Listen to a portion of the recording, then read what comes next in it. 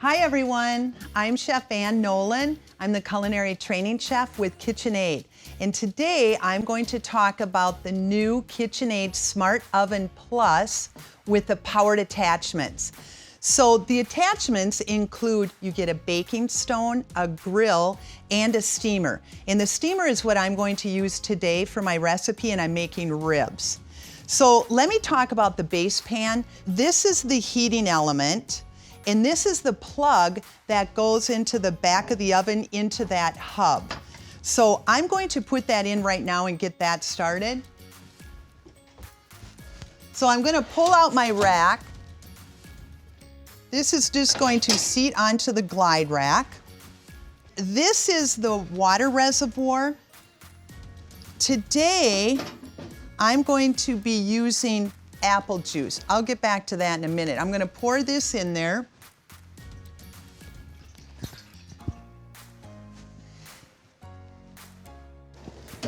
I'm going to put this back until I'm ready to use it. The reason I use apple juice is it really helps the pectin in there. Not only does it add flavor, but it helps kind of break down those fibers. These are my baby back ribs. And the first thing I want to do is I am going to take off the silver skin. If you don't take it off, this does not break down during cooking, okay? So I'm gonna take my chef knife. I just kind of slice down the middle and then I tear off the silver skin. So I'm just gonna go like this. Make sure your knife is nice and sharp. And then I'm going to grab this, all right. See how that comes off? It's very easy. Now I know you're looking at me and you're thinking, how is she gonna make all those ribs? Well, this is the capacity of this steamer. Now we're gonna flip this over in there. So I am going to generously salt this. Anytime you're cooking, you want to get enough salt in there.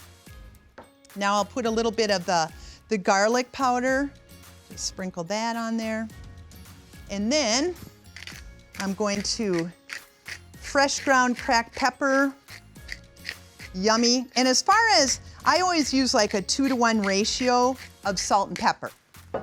Let's transfer to the pan.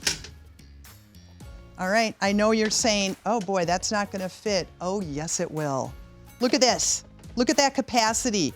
I'm gonna put onions on here just simply because I like onions. So now I'm just gonna cut this about 1/4 inch. I don't want it real thin. And once I get these done, I'm just gonna layer it onto the ribs. So now let's sprinkle these on here. And it doesn't have to be perfect, okay? I like it when it looks a little rustic.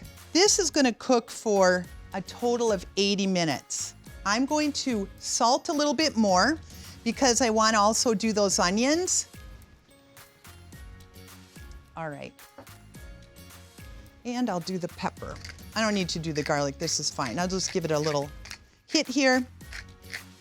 All right. Now let's put these in the oven. So my apple juice is in there. I wish you could taste these when they're done. This is what's really nice. Look at my little handles. So I can easily transfer this into the reservoir, all right? And then I'm just gonna put the lid, place that on there. I'm gonna roll back so that connection is made. And you hear that ding? There are recipes that are already programmed into the oven. There's 3 for each attachment. So let's go to the home screen. You can manually enter the time and temperatures of your recipes for baking, roasting, and broiling, or for any of the powered attachments. I'm using the recipe guide mode. I'll find the baby back pork ribs. So I'm gonna turn that on. Now you can see it shows that the ingredients are here, and I just wanna see the instructions, and it'll give you all the directions. I'm just gonna hit start, and it's gonna take 1 hour and 20 minutes for this to cook. But at 60 minutes, it's gonna tell me that it's time to take the ribs out, because then I'm gonna add the barbecue sauce. I leave the lid off and I let it cook for another 20 minutes. So hang on, we'll be back in a little while and I'll show you how they turned out. The oven has just alerted me, it beeped, so now I know that the ribs are ready for me to put on the barbecue sauce. So I'm gonna open the door and I'm gonna pull.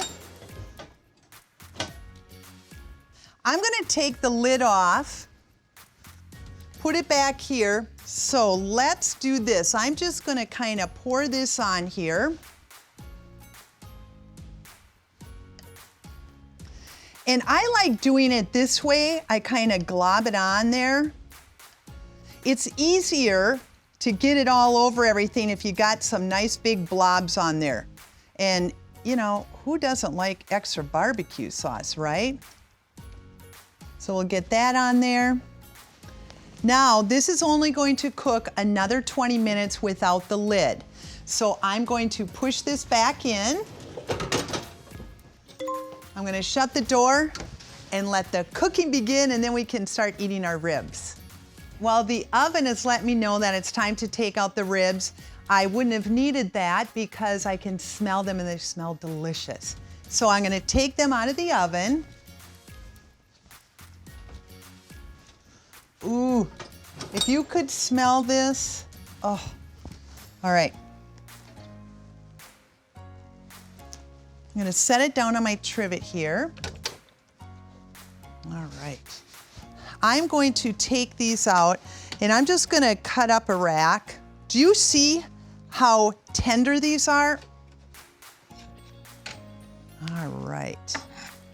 I like to cut 3 of them up at once because what I have found is they're more manageable, and if you would rather have the whole rack, you can certainly do that, but I just find that it's much easier when you cut them up a little bit.